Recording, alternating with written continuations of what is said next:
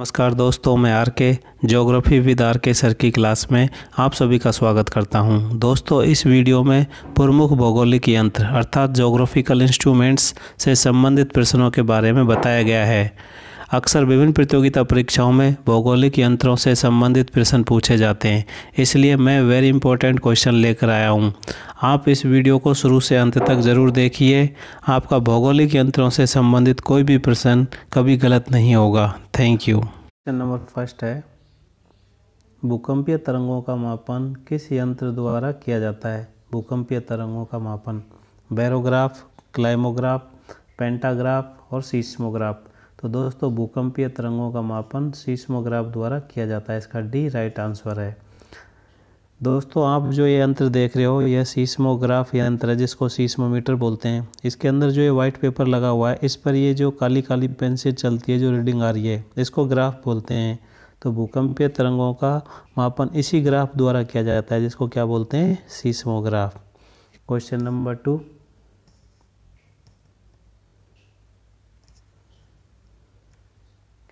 दूरी मापन में किस यंत्र का प्रयोग किया जाता है? Hydrometer, barometer, opisometer, anemometer. तो दोस्तों, दूरी मापन में ओपिसोमीटर यंत्र का प्रयोग किया जाता है। इसका सी राइट आंसर है। आप जो ये यंत्र देख रहे हैं, इसको ओपिसोमीटर बोलते हैं। इसके द्वारा ही मानचित्र पर दूरी का मापन किया जाता है। क्वेश्चन नंबर 3, बादलों की दिशा एवं गति का मापन किस यंत्र द्वारा किया जाता है? नेफोमीटर, एनीमोमीटर, पायरोमीटर, बैरोमीटर। तो बादलों की दिशा एवं गति का मापन नेफोमीटर द्वारा किया जाता है। इसका ए राइट आंसर है। आप जो ये यंत्र देख रहे हैं दोस्तों, इसी को नेफोमीटर बोलते हैं। इसी के द्वारा बादलों की दिशा व गति का मापन किया जाता है। क्वेश्चन नंबर 4, सापेक्षिक आर्द्रता का मापन किस यंत्र द्वारा किया जाता है? सापेक्षिक आर्द्रता का साइनोमीटर, हाइग्रोमीटर, बैरोग्राफ, रोटामीटर। तो दोस्तों, सापेक्षिक आर्द्रता का मापन किया जाता है हाइग्रोमीटर द्वारा। इसका बी राइट आंसर है। और आप जो यंत्र देख रहे हैं, ये हाइग्रोमीटर है, जिससे सापेक्षिक आर्द्रता का मापन किया जाता है। क्वेश्चन नंबर 5, पवन की गति का मापन किस यंत्र द्वारा किया जाता है? Rotameter, wind vane, anemometer, pantograph. तो दोस्तों, पवन की गति का मापन एनीमोमीटर द्वारा किया जाता है। इसका सी राइट आंसर है।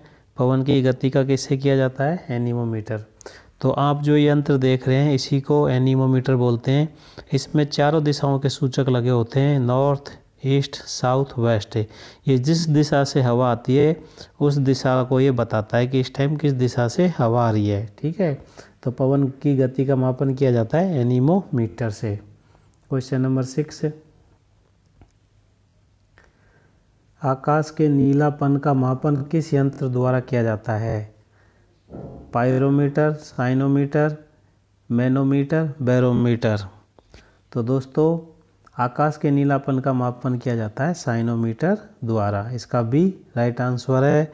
आप जो ये गोल गोल यंत्र देख रहे हैं, इसी को साइनोमीटर कहते हैं, और इसी के द्वारा आकाश के नीलापन का मापन किया जाता है। दोस्तों, आप जो ये जितने भी फोटो देख रहे हैं, इनसे आपके मन में, मस्तिष्क में एक इमेज बनेगी, इसलिए आप इससे कभी भूलेंगे नहीं। तो आकाश के नीलापन का मापन इस गोल गोल यंत्र द्वारा किया जाता है, जिसको बोलते हैं साइनोमीटर। क्वेश्चन नंबर 7, भूकंप के झटकों का मापन किस यंत्र द्वारा किया जाता है? भूकंप के झटकों का Richter scale, Beaufort scale, pantograph, barograph. तो दोस्तों, भूकंप के झटकों का मापन किया जाता है रिएक्टर स्केल। ठीक है, इसका ए राइट आंसर है। आप जो ये यंत्र देख रहे हैं, इसको बोलते हैं रिएक्टर स्केल। इस पे तीव्रता के आधार से पता चलता है कि भूकंप कितना तेज़ है। अगर 1, 2, 3, 4, 5 तक आता है तो उसको लाइटली भूकंप मानते हैं, लेकिन 6 पे स्ट्रॉन्ग, 7 पे मेजर और 8 पे ग्रेट। 8 की तीव्रता वाला भूकंप सबसे खतरनाक माना जाता है। क्वेश्चन नंबर 8,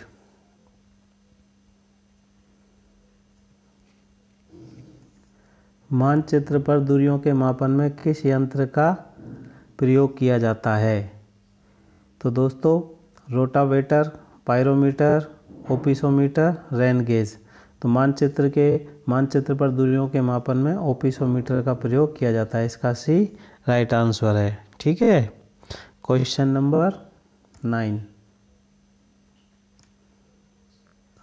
उच्च तापमान के मापन हेतु किस यंत्र का प्रयोग किया जाता है?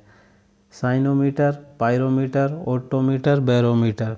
तो दोस्तों उच्च तापमान के मापन हेतु पायरोमीटर यंत्र का प्रयोग किया जाता है। इसका बी राइट आंसर है।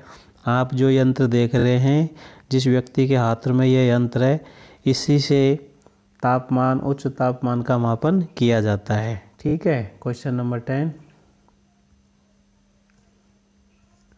मोह पैमाना द्वारा किसका मापन किया जाता है?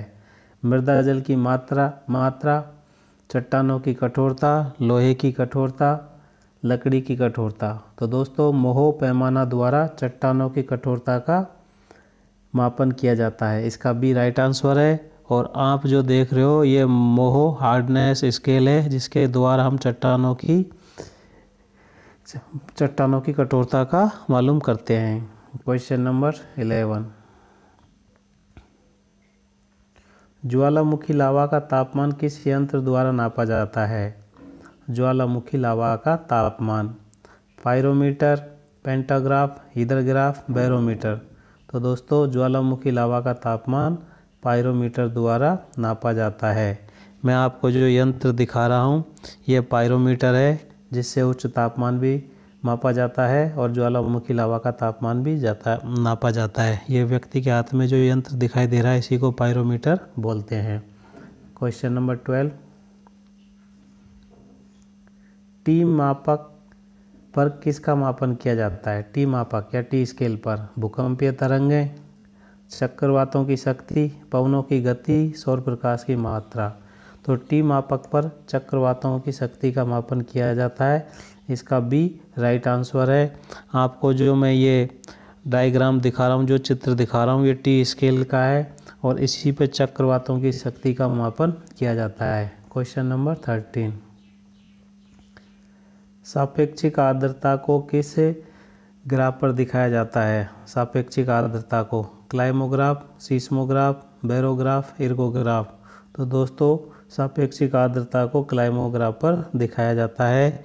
ये जो डायग्राम है ये क्लाइमोग्राफ का है, जिस पर सापेक्षिक आर्द्रता को दिखाया जाता है।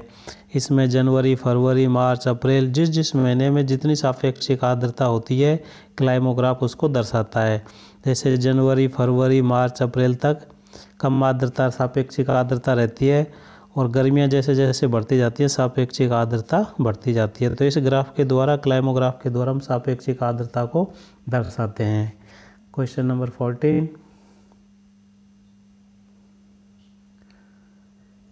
कैलोरीमीटर से क्या नापा जाता है? ऊष्मा की मात्रा, आकाश का नीलापन, चक्रवातों की शक्ति, पवनों की गति। तो दोस्तों कैलोरीमीटर से ऊष्मा की मात्रा को मापा जाता है। इसका ए राइट आंसर है। Question number 15। बाथीमीटर द्वारा क्या नापा जाता है? आकाश की ऊंचाई, समुद्र की गहराई, बिल्डिंग की ऊंचाई, पेड़ की गहराई। तो दोस्तों बाथीमीटर द्वारा समुद्र की गहराइयों को नापा जाता है। इसका बी राइट आंसर है। Question number 16। ब्यूफोर्ट स्केल पर क्या दर्शाया जाता है? पवन की गति, जल की शक्ति, भूकंपीय तरंग की गति, इनमें से कोई नहीं। तो ब्यूफोर्ट स्केल पर दोस्तों पवन की गति को दर्शाया जाता है। ब्यूफोर्ट स्केल पर पवन की गति को, इसका ए राइट आंसर है। Question number 17। लाइसोमीटर यंत्र द्वारा किसका मापन किया जाता है? बादलों की दिशा तथा गति का, सौर विकिरण की मात्रा, पवन की गति, मृदा से होकर नीचे जाने वाली अंतःस्रावी जल की मात्रा। तो लाइसोमीटर द्वारा मृदा से होकर जो नीचे जल जाता है अंतःस्रावी जल की मात्रा को मापा जाता है। इसका डी राइट आंसर है। Question number 18। रिक्टर स्केल निम्न में से किसकी तीव्रता मापता है? समुद्र की गहराई, भूकंप के झटके, वायु की गति, जल की गति। तो रिक्टर स्केल भूकंप के झटके की गति मापता है। इसका बी राइट आंसर है। Question number 19। इर्गोग्राफ। इर्गोग्राफ पर किसका संबंध प्रदर्शित किया जाता है? भूकंप की तीव्रता, वायुमंडल का दबाव, जलवायविक दशाएं एवं फसलों का वर्धन काल, इनमें से कोई नहीं। तो दोस्तों इर्गोग्राफ कृषि से संबंधित है। इस पर जलवायविक दशाएं एवं फसलों का वर्धन काल प्रदर्शित किया जाता है। इसका सी राइट आंसर है। Question number 20। मानचित्र का क्षेत्रफल किस यंत्र से नापा जाता है? Pyrometer, प्लेनीमीटर, hydrometer, barometer. तो मानचित्र का क्षेत्रफल प्लेनीमीटर से नापा जाता है। इसका बी राइट आंसर है। और आप जो ये चित्र में देख रहे हैं ये प्लेनीमीटर है, जिससे हम मानचित्र का क्षेत्रफल नापते हैं। तो दोस्तों ये सभी क्वेश्चन आपको कैसे लगे ये कमेंट्स